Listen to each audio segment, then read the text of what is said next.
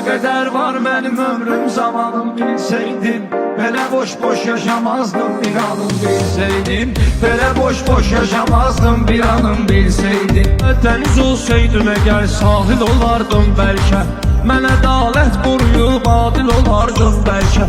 Mən də Allah'a çatıb kamil olardım bəlkə. Azacıq mənəvi sirrin Qur'anım bilseydim, azacıq mənəvi sirrin Qur'anım bilseydim.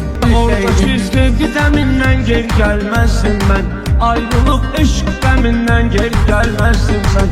Heç Hüseynin hərəmindən geri gəlməzdim mən. Dəyərin oradakı bir qətrə qanım bilseydim, dəyərin oradakı bir qətrə qanım bilseydim. Birazdan başlasa əvvəl gedirəm dəstəmata, haqqı gizləsəm əgər bizi otursun boğata.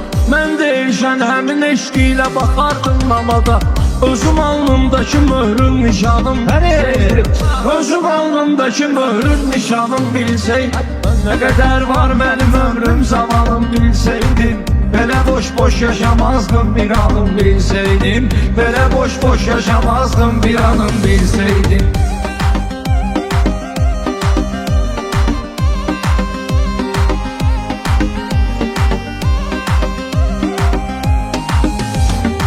Merhaba dur gözü görsənsin o torpaqda duman, şahidin ahı gəlib pərdə salır dağda duman. Yol duman, yolda duman, solda duman, sağda duman.